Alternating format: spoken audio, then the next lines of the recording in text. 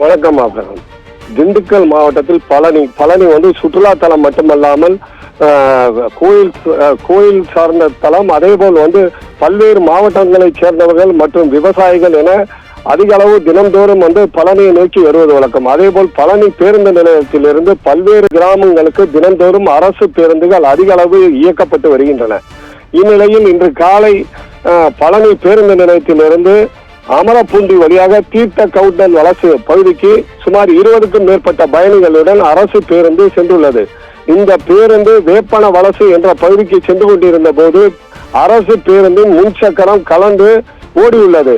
இதனால் பொதுமக்கள் அதே போல் வந்து பேருந்தில் இருந்த பயணிகளும் அதிர்ச்சி அடைந்துள்ளனர். பேருந்து ஓட்டுநரின் சாமர்த்தியத்தால் பேருந்து அருகில் உள்ள கழிவுநீர் வாய்க்காலுக்குள் செல்லாமல் சாலையிலேயே நிறுத்தப்பட்டது. மேலும் பேருந்திலிருந்து கலந்து சென்ற அந்த முன்பக்க சக்கரம் அங்கிருந்து சிறிது தூரம் உருண்டோடி அருகில் உள்ள கழிவுநீர் வாய்க்காலுக்குள் விழுந்தது.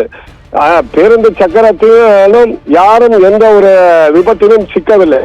தற்போது திண்டுக்கல் மாவட்டத்தில் அதிக அளவில் அரசு பேருந்துகள் மலைப்பகுதி மற்றும் இது போன்ற பல்வேறு பகுதிகளுக்கு செல்லும் அரசு பேருந்துகள் பாதி வழியிலேயே நிற்பதும், அதே போல் கடந்த சில வாரங்களுக்கு முன்பு மலைப்பகுதியில் சில பேருந்து கீர் ராடு பிடுங்கியதும் தொடர்ந்து நடந்து வரும் சம்பவமாக உள்ளது.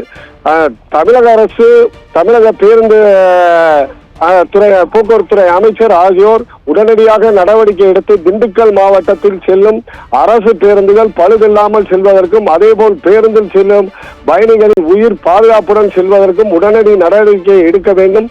இது போன்ற பேருந்துகளை உடனடியாக அப்புறப்படுத்தி புதிய பேருந்துகள் திண்டுக்கல் மாவட்டத்தில் உள்ள பல்வேறு வழித்தடங்களுக்கு அமைக்க வேண்டும் என தற்போது கோரிக்கை வைக்கின்றனர்.